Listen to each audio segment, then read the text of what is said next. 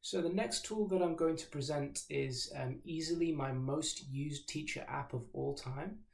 I've been using this for over a decade, and it is the seating plan generator by ClickSchool. Free tool, very easy to find. I just get to it via Google most of the time. So here on the front page, we've got our templates. And the templates are just different shapes of rooms. So you see that we've got two parallel rows. The darker squares are single desks where a student can sit. And so you need to choose what your room looks like. Well, I'm going to say that my room is rows split in half, and like this one here, and that's a normal shape of an IT lab, and most other classrooms, to be fair.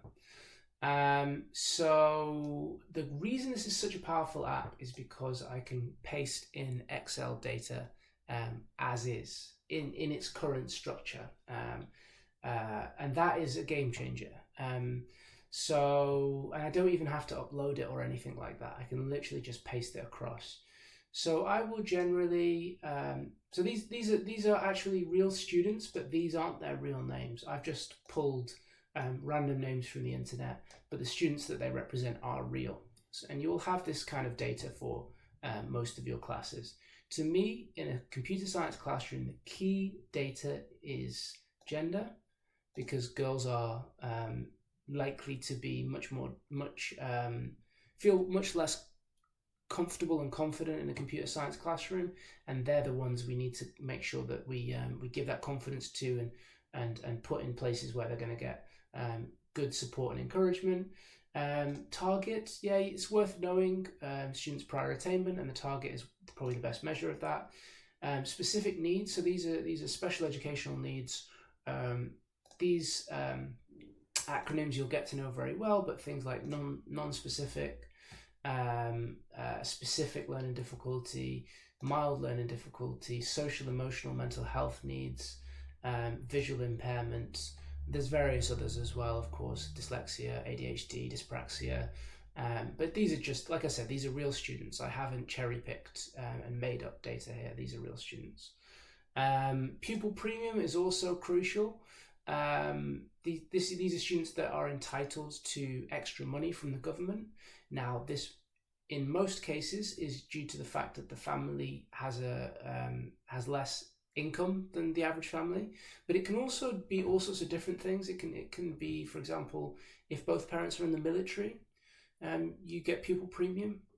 So you shouldn't presume you know why a student is pupil premium, but it's important to be aware the majority of pupil premium students will be disadvantaged in some way.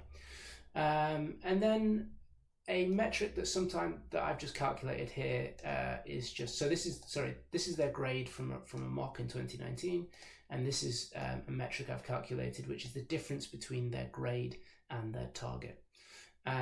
So at this point, you're going to choose the data you want. I am going to choose name, gender, needs, targets, pupil premium, and their most recent assessment. And I am going to paste that in. So you see, I was able to just paste it across, which is very powerful. Now, one issue I'm going to have, if I look back at my data, the obvious issue is going to be the fact that I have two different numbers. One is what they got and what their target is, and the other one is what they got most recently. And so maybe now we can see why I chose to have this this value difference. Now, probably not worth replacing these numbers with this number, but I just need to be aware that this might be a little bit misleading. But I'm going to keep it as it is just for now. So I click Adjust Seating Plan. And what I have here is the name. I have their most recent. They have their target, their most recent grade, and whether they're pupil premium or not. It's also including the need. I can't see gender, so I'm just going to go back and look at the names. I can't see gender. Oh, it's because it thinks gender is a last name. For the purpose of this demo, that doesn't really matter. I'm not going to do anything about that, but you would want to do something about that. Last thing I'm going to do is I'm actually going to set up this seating plan. So this is the front of the room, this is the back of the room. I have enough chairs in the room to leave both the back ones empty. So I am going to, if I don't know anything else about them, I am going to put my students with additional needs on the aisle. That's because in order to get anywhere, I'm going to walk up and down the aisle. And let's say my desk is at the bottom right here. I'm also going to have just one by me there. I want to take everybody off the back row because you want them nice and close so they can participate. And as you can, maybe you can see, maybe you can't see, as I drag and drop students onto other seats, they swap, which is really helpful. So if I want somebody to go somewhere else, I'm just going to drag and drop like this. I think I missed one seat. Oh no, there's only one student on the back row. Then I'm also going to take students with particularly low grades. I'm going to move them forwards.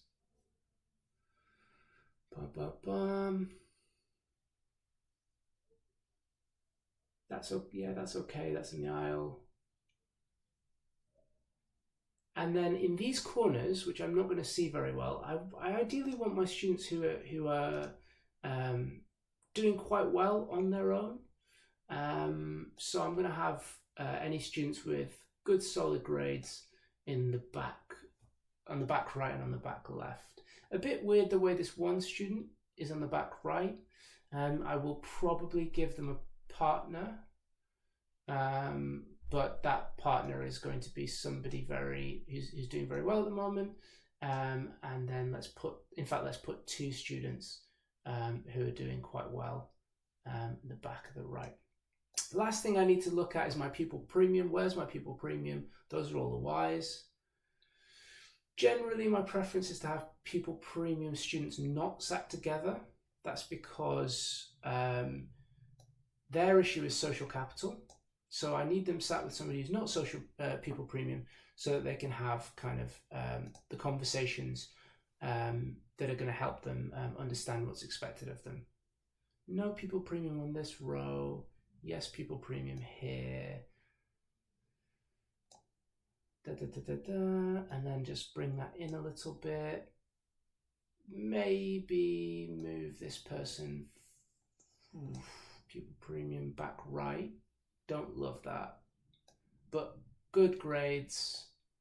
So I'll sit them at the back with another student who's also high attaining, but not pupil premium. And then, yeah, I'm pretty happy. This one is not following my normal policy. Try not to have a pupil premium students on the back because they have this habit of disappearing and they will not advocate for themselves often, and because of a confidence issue and social capital issue. So I'm going to make sure that they're all reasonably close to the front so I can call on them if I want to.